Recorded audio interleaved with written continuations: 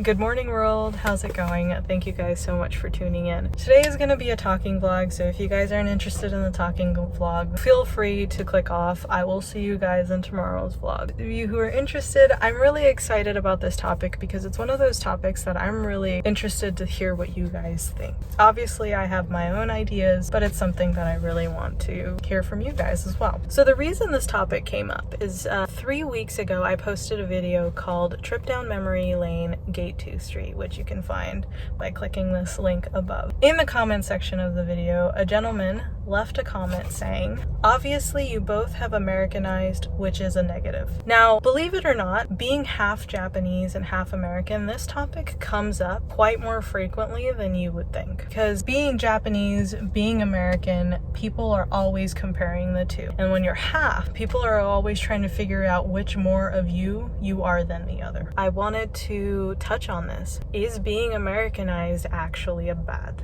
thing? Obviously Matt is Americanized because Matt is an American. He is a full-blooded American. He grew up there. He spent all of his life there. The only time he's ever lived anywhere else is right now when he moved to Japan 2 months ago. So he's definitely Americanized. But I can understand when people say that about me because I spent 20 years of my life living in Japan. When I was living in Japan, I was definitely more Japanese. If you think of a Japanese person, that's how I was. I was much more quiet, much more subdued. I didn't really speak my mind. I was very much more, I don't know, shy. Like, even all my friends and Matt, when I met Matt, he even says the same thing. He remembers seeing me or meeting me for the first time at Home Depot where we both work. And he said, "I remember when I first met you, you were so much more quiet and shy and just," he's like, "you're such a different person than you were when I met you almost 10 years ago now." Being in the States for 10 years has definitely Americanized me. I am not going to even deny that. But I think when you live in America, there is a level of thick skin that you have to develop being there because it is almost,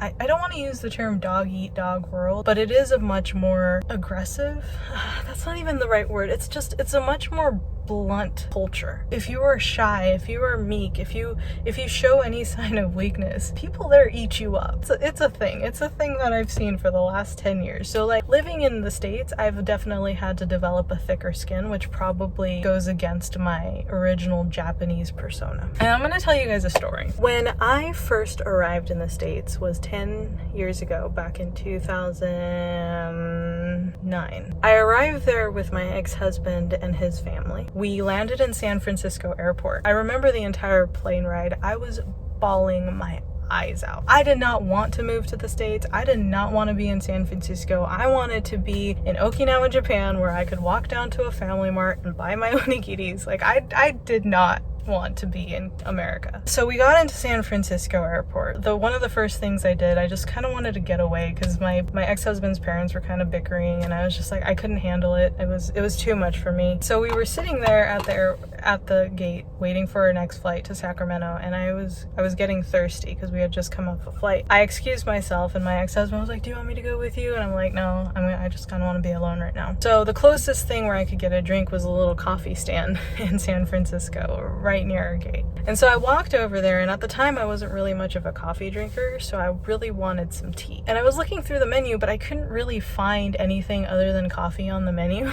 And so I walked up to the counter and was immediately taken back by this lady who looked like she just absolutely hated her job, and she probably did. I mean, that's an assumption. I don't like making assumptions, but she looked like she hated her job. She didn't acknowledge me at all. She was just staring straight dead on, like, for me, coming from Japan, where everyone bows their head as soon as you walk through the door, that was a very intimidating experience. So I walk up to the counter very quietly, very shyly, and I'm like, "Do you have anything other than coffee?" She's staring off into the distance, angry look on her face, and then she looks at me like this.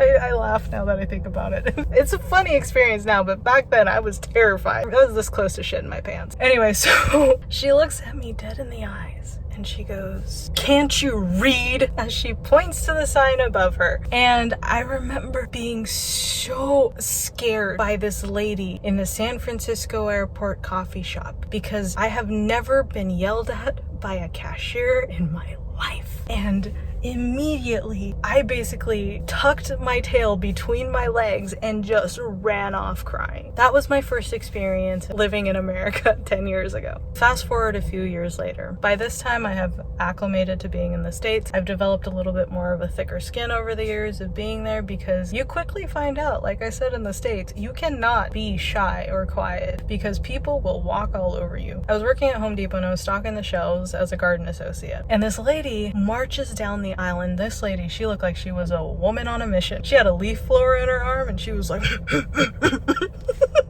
ridiculous. Anyway, she comes up to me, and it was a Saturday. It was busy. We were understaffed. And she goes, I just waited in line at the return counter for 15 minutes, and the girl at the return counter is slow, she's useless, and she's absolutely incompetent. And all I want to do is replace this defective leaf blower. And then she proceeds to go off and tell me all the things wrong with the leaf blower. She's pushing all these buttons and nothing is working, nothing is turning it on. And then she shoves the leaf blower in my arm and says, what are you gonna do for me?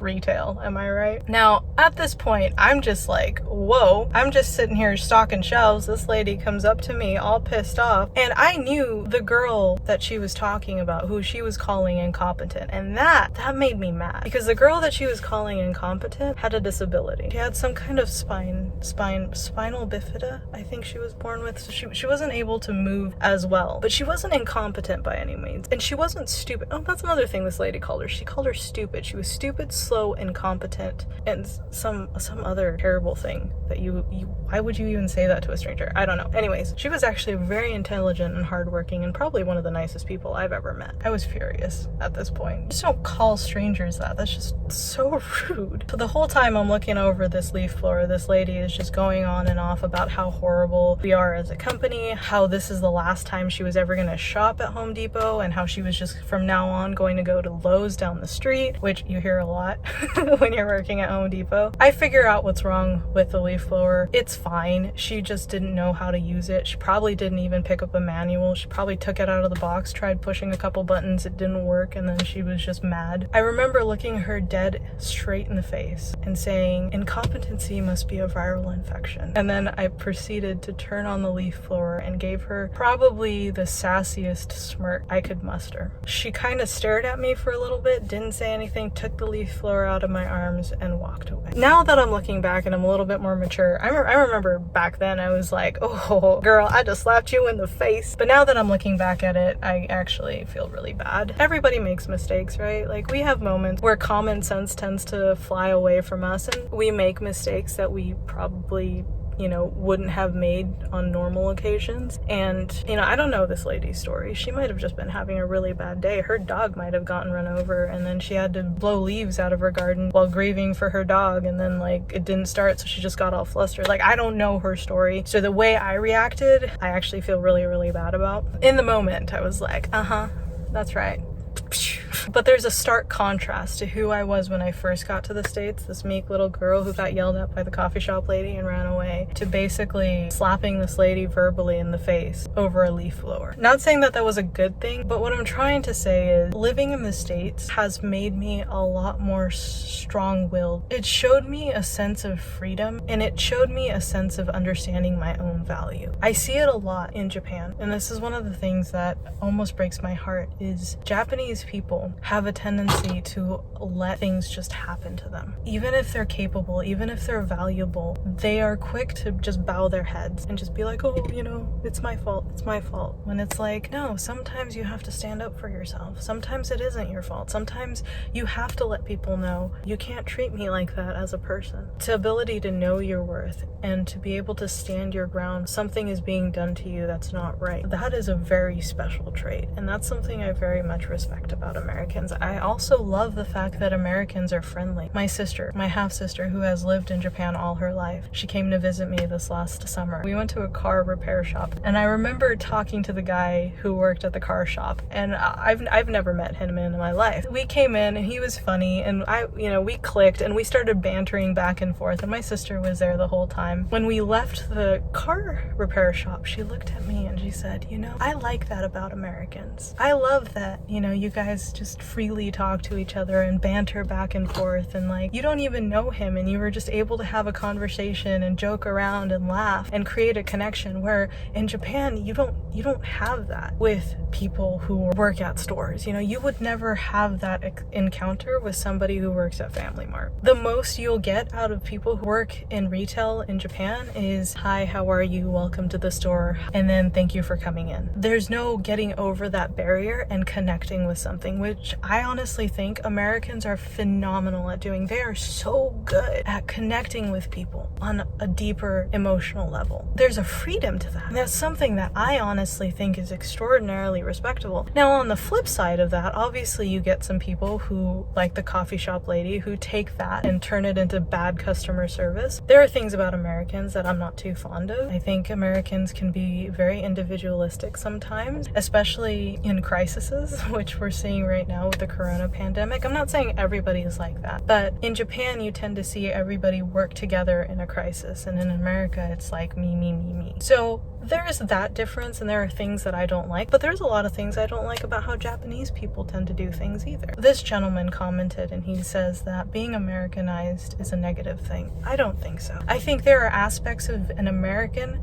that you can take and turn it into a superpower, a positive superpower. Obviously, there are things that Americans are and do that you don't want to take, but that's the same with Japanese. Not everybody in Japan or every trait in Japan is a good thing. I think the best person, especially for people like us who are half Japanese and half American, isn't trying to be one or the other, but taking the best of both worlds and incorporating that into one big entity. Does that make sense? I don't know if I'm making sense. The gentleman who commented, I would have agreed with you maybe 10 years ago. As I sat crying in the airport after being yelled at by the coffee shop lady, 100% would have agreed with you, because back then I thought Japanese people could do no wrong. But now that I've had an opportunity to live in a different culture, to experience a different culture, I realize that there is actually a lot of good in other places around the world. Yeah, I've been sitting here for like an hour now, and I should probably go home. But thank you guys so much for tuning in to today's talking vlog. I love you guys so much. Let me know in the comment section below what you guys think. Is being Americanized a bad thing? Is being too Japanese a bad thing? Is it okay to have both? I will see you in tomorrow's vlog. Peace. Bye. I'm not broken, I'm just split into